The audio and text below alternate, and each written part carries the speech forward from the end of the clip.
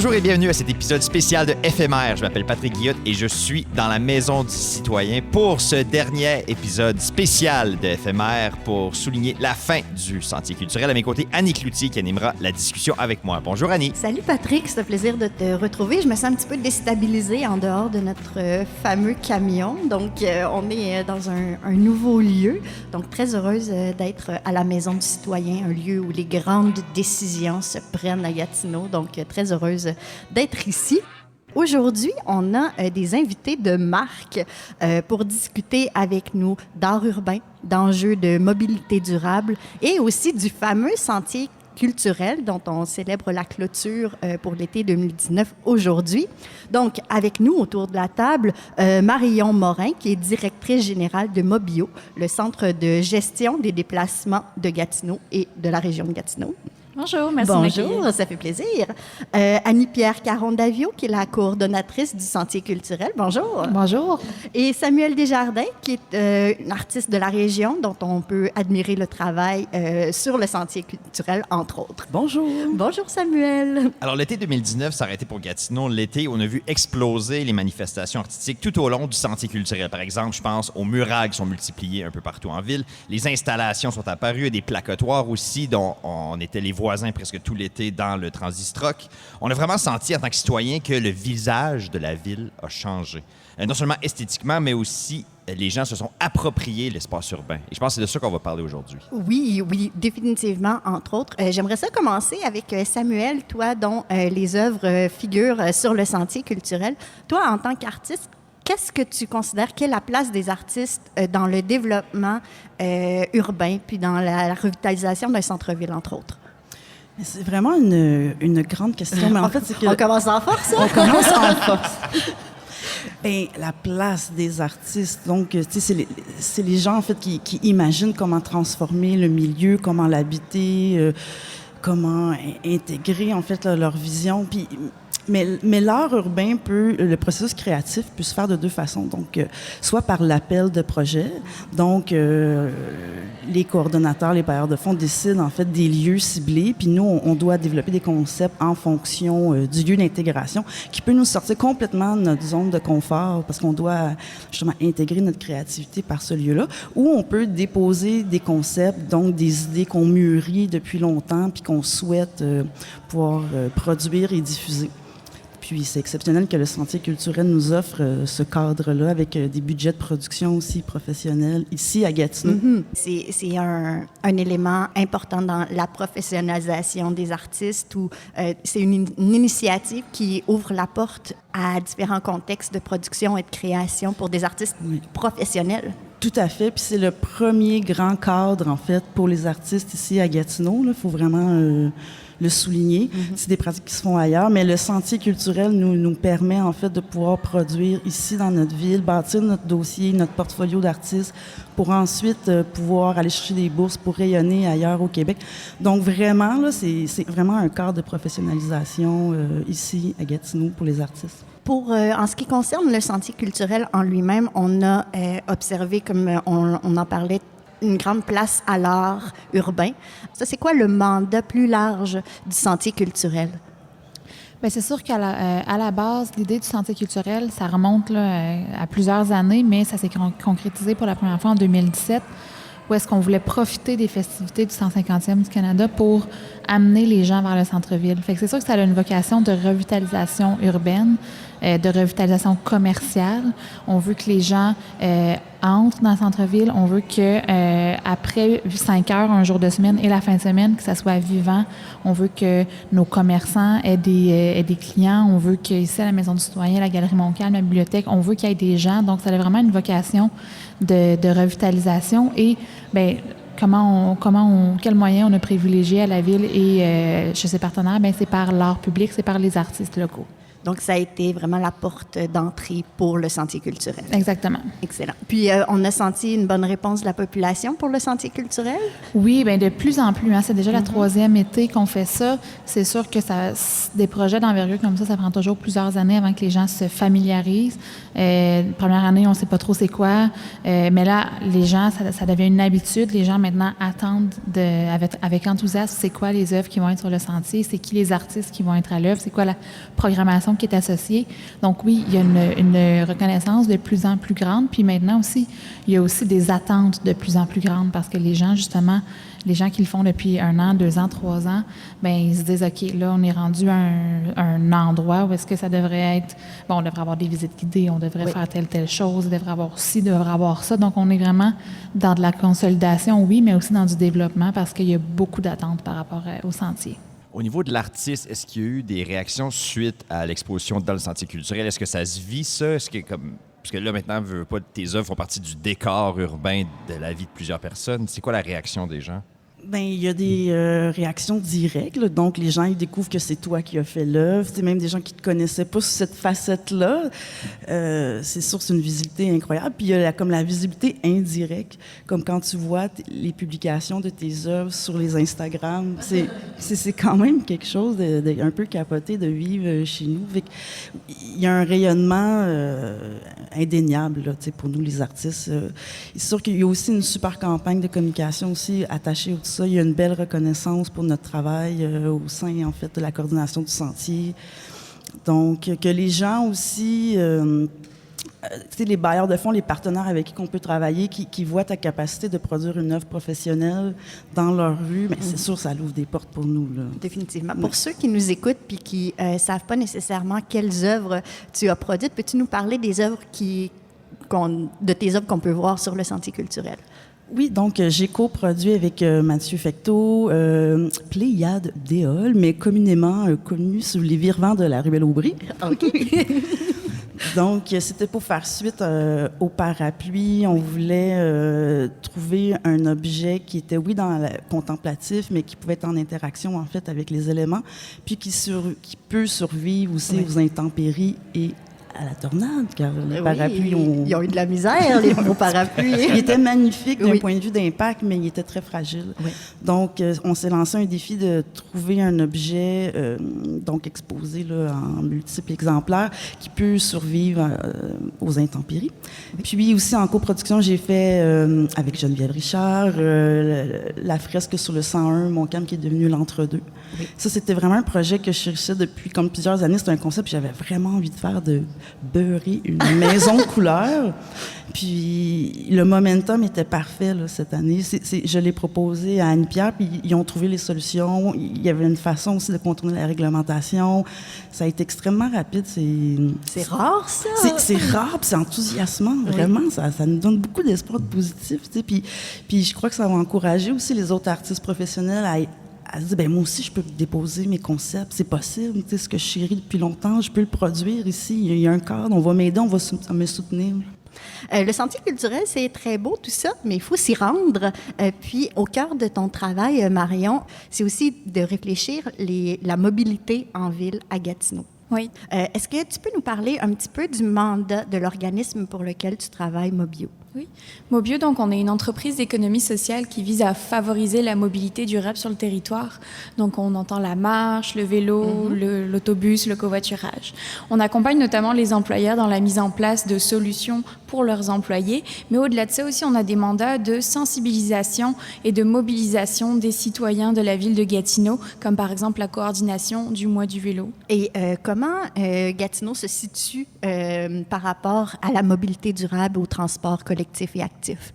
C'est sûr qu'on vit un enjeu sur le territoire de la ville de Gatineau par rapport à sa forme urbaine et la manière dont elle a été développée dans le temps.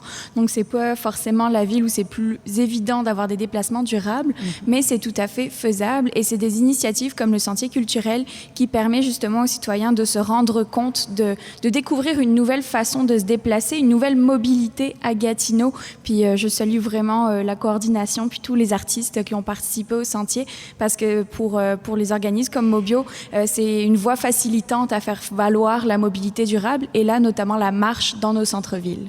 Puis, la présence de formes de manifestations artistiques, justement, sur les parcours que les gens emploient à pied ou à vélo, quel impact que ça a sur les déplacements des gens, la présence de l'art urbain? Vraiment un grand impact. Souvent, on a tendance à voir la mobilité par rapport uniquement aux facteurs de sécurité. Est-ce que mes déplacements sont sécuritaires? C'est un enjeu qui est certes très important, mais ça ne fait pas tout pour faire un déplacement. Ce n'est pas uniquement là-dessus que les citoyens se basent. Ils se rendent plus ou moins compte, mais il y a beaucoup l'enjeu de la convivialité du milieu qui va jouer sur le fait qu'on aime se déplacer à pied ou à vélo. Donc, toutes les artistes et l'art urbain qu'on peut voir sur le sentier favorisent ce sentiment de convivialité du milieu, mais aussi de s'approprier son quartier. On se rend compte que finalement, au-dessus de ce commerce-là, il y a une grande murale. Je vois le commerce qui est en dessous finalement. Ou alors, je découvre un nouveau passage pour me rendre du point A au point B que je connaissais pas avant, parce que finalement, j'étais habituée à le faire en auto, puis qu'on peut juste pas passer par là aussi. Donc, dans ces enjeux-là de mobilité durable, de transport actif, moi, par exemple, j'habite dans le Vieux-Hall. Donc, mes déplacements, je les fais à pied parce que la plupart de mes activités, mon travail, tout ça, c'est relativement près de moi. L'autobus, c'est pratique. Mais si je pense au territoire de Gatineau, c'est très vaste, une très faible densité de population. C'est quoi les stratégies qui peuvent être employées ou développées au fil du temps pour favoriser l'emploi d'un transport collectif ou actif aux gens qui vivent pas nécessairement à proximité du centre-ville? Il y a certes un ensemble de mesures, mais en effet, favoriser ce qu'on appelle la multimodalité. Donc, c'est un ensemble de... Ça a l'air très théorique. C'est ça, c'est beaucoup de théorie. Mais expliquez-moi. C'est ce qu'on appelle plus joliment aussi le cocktail transport, donc d'autres envergures. Mais c'est ça, c'est favoriser un ensemble de déplacements pour aller de son point A au point B. Donc, on va se dire, je vais commencer mon premier trajet, par exemple, à vélo. Je vais me rendre à une station d'autobus où là, je vais pouvoir embarquer mon vélo sur le support à vélo à l'avant des autobus de la STO maintenant, puis par exemple me rendre depuis le Rapibus jusqu'au centre-ville pour bénéficier par exemple du sentier culturel. Et dans le développement du sentier culturel, est-ce que c'est un enjeu auquel, j'imagine, c'est un enjeu auquel on a pensé l'accessibilité à ce sentier-là pour l'ensemble de la population? Oui, bien, c'est certain que, le sentier, nous, c'est un sentier qui se fait à pied. Mm-hmm. C'est sûr qu'on peut le faire à vélo, mais c'est quand même un peu plus difficile parce que c'est un sentier qui se veut assez contemplatif. Donc, c'est sûr que nous, on y pense. Ce qu'on a fait cette année, par exemple, on s'est dit, OK, pour les gens qui voudraient se rapprocher puis venir faire le sentier, on a fait un point de départ à la fonderie, où est-ce qui est à proximité du Rapibus et où est-ce qu'il y a un stationnement si les gens veulent se stationner puis pouvoir le marcher. Mais c'est sûr que aussi le fait que le tracé du sentier, c'est pas une boucle, c'est vraiment une ligne, ça pose quand même certaines questions par rapport à l'accessibilité, mais c'est un enjeu sur lequel on travaille là, puis qu'on veut demeurer conscient. Comment est-ce qu'on envisage le développement dans le futur du sentier culturel? Qu'est-ce qui est les projets, les rêves qu'on nourrit pour ce sentier culturel-là? On peut rêver à quoi? C'est une excellente question qu'on commence à se poser parce que c'est assez récent et on se rend compte que l'exercice n'a pas vraiment été fait à terme. Où est-ce qu'on veut l'amener? Oui, c'est certain que là, maintenant, on a un financement sur 3 ans qui se termine l'an prochain. Mais moi, je pense que pour le renouvellement de la demande de financement au conseil municipal, par exemple, ça serait bien d'avoir une vision. Voici là où est-ce qu'on veut se rendre, voici où est-ce qu'on est, ce qui nous reste. C'est sûr que l'idée de la boucle, c'est vraiment... quelque chose qu'on veut travailler, d'avoir plus de partenaires, que vraiment ça soit un projet qui est rassembleur, pas juste au niveau des partenaires principaux, par exemple là, la Ville, Tourisme Outaouais et Vision Centre-Ville, mais que les commerçants eux-mêmes, les commerçants adhèrent beaucoup au sentier, mais ça demeure assez timide encore. Donc, on voudrait vraiment que tous les partenaires aient un réflexe naturel de se dire, OK, le sentier culturel, c'est vraiment un outil de revitalisation. La reconnaissance que l'art et la culture, ça a des retombées économiques concrètes et qu'en investissant en art, il y a vraiment beaucoup de retombées pour le milieu, puis c'est des retombées économiques, mais c'est aussi des retombées sociales. Donc, c'est sûr que nous, on veut continuer à le consolider. On veut continuer qu'il y ait une grande place pour des artistes locaux. On veut aussi profiter de la tribune du sentier pour amener des artistes internationaux qui vont faire rayonner encore plus le sentier, puis qui vont mettre nos artistes locaux en contact avec des artistes internationaux, par exemple, avec Bordalo 2, qui est venu, on a fait un petit 5 à 7 pour pouvoir qui rencontre les artistes locaux, puis justement qui puissent discuter, poser des questions sur sa réalité d'artiste qui travaille à l'international. Donc, c'est sûr qu'on est vraiment dans un esprit de consolidation, puis encore d'expansion, là, parce qu'il y a de la place encore. Oui, définitivement. Et Samuel, en tant qu'artiste, tu disais tout à l'heure que le sentier culturel, c'est une fenêtre importante, puis c'est un cadre important pour les artistes professionnels de la région.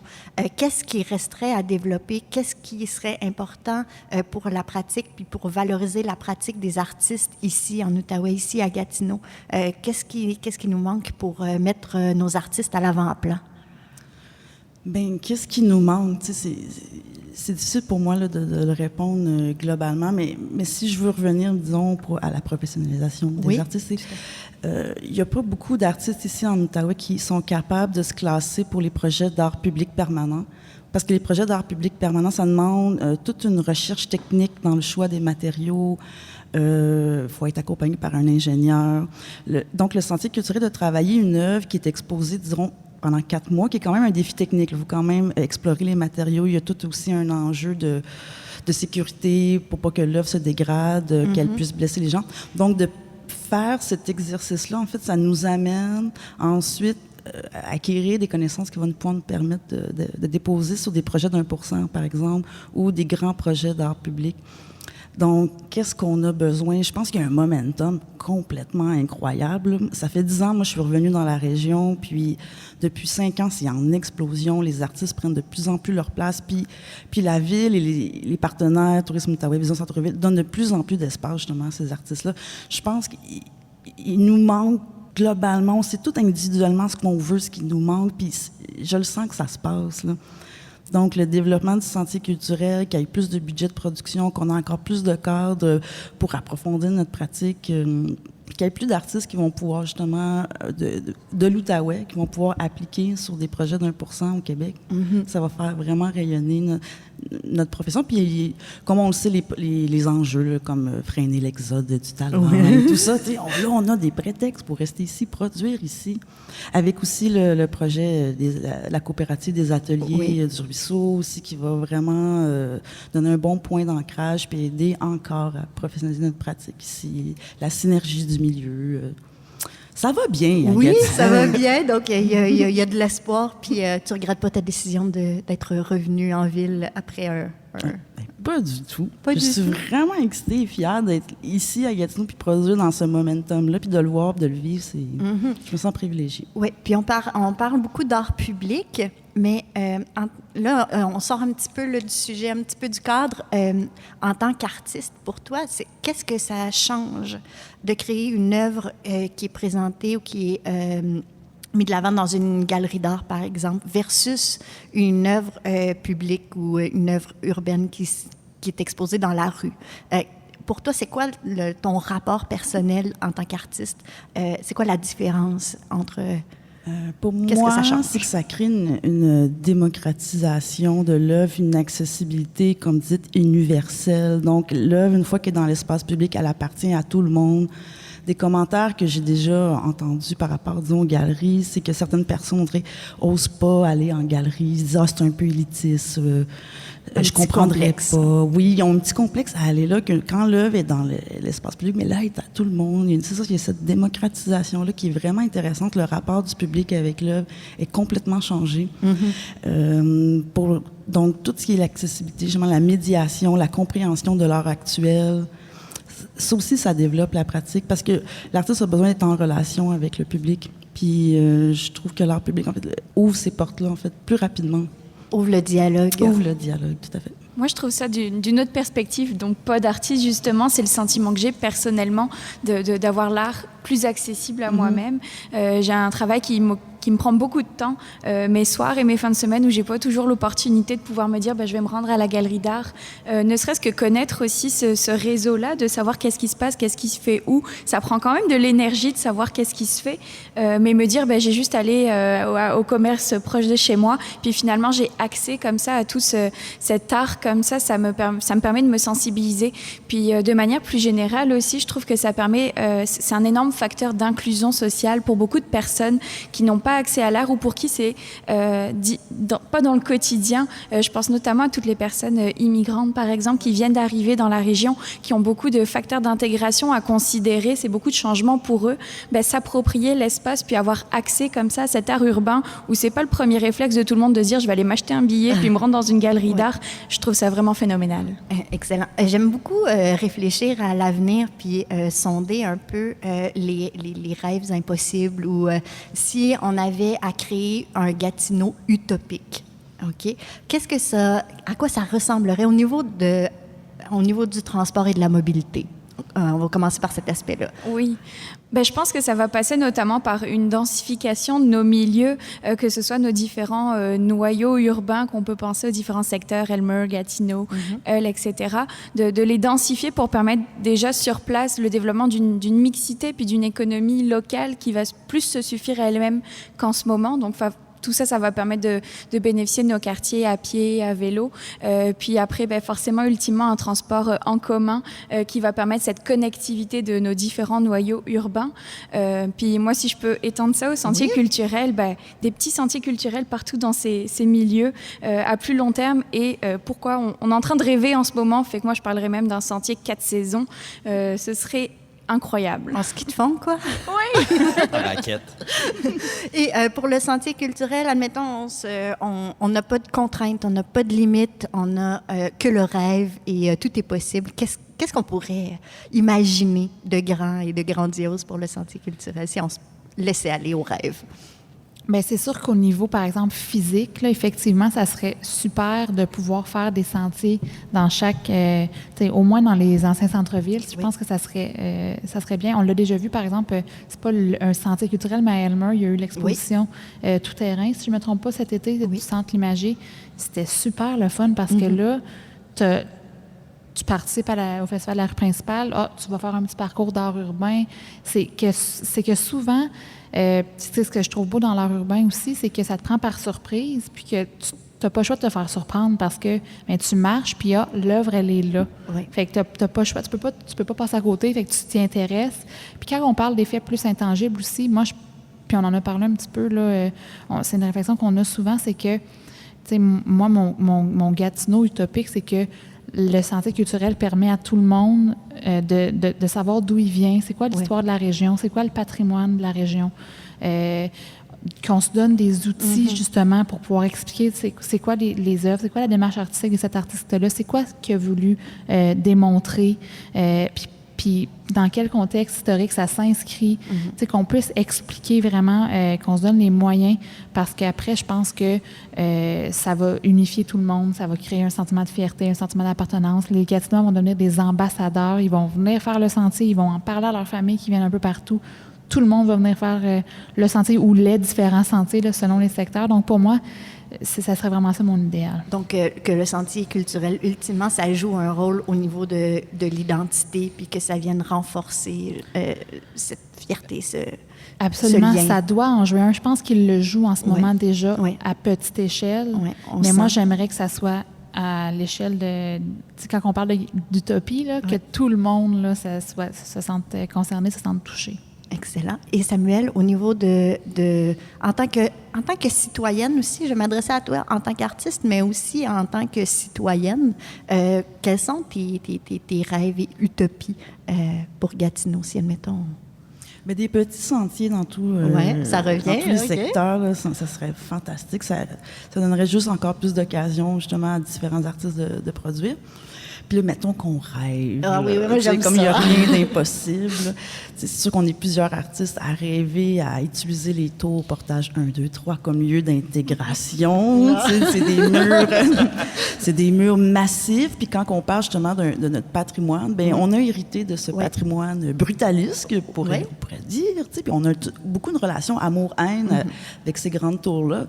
Donc, si on pouvait investir ces grands murs... Là, des canevas rêvés, hein? Oui, mais ça a commencé cette année là, avec Bordallo, puis évidemment, ce qui a été fait sur Hôtel de Ville, mais j'ai eu des discussions avec d'autres artistes, puis là, on rêve tous. Là, Et ton rêve à toi, mettons, si tu avais un contrat demain matin, tu redéfinis et tu investis ces murs-là, ce serait quoi ton premier move?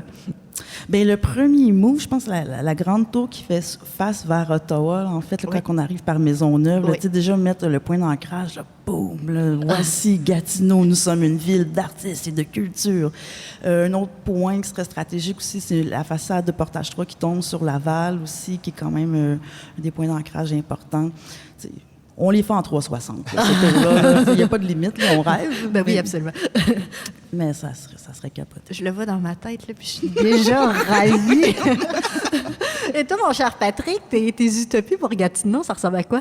Moi, j'adore l'idée des petits sentiers culturels un peu partout parce que, tu sais, je connais le Vieux-Hall, j'ai habité ici, maintenant j'habite à Ottawa, mais en apprendre plus sur Elmer, en apprendre plus sur Buckingham, sur Masson, ça serait vraiment le fun. C'est des endroits que je vais à des fins utilitaires. Tu sais, je vais à Elmer parce que j'ai un truc à faire, j'ai une rencontre, puis je reviens chez moi, mais pouvoir juste découvrir la ville à pied, ça serait vraiment le fun. Ça s'en vient, hein? On sent qu'il y a du monde qui travaille là-dessus.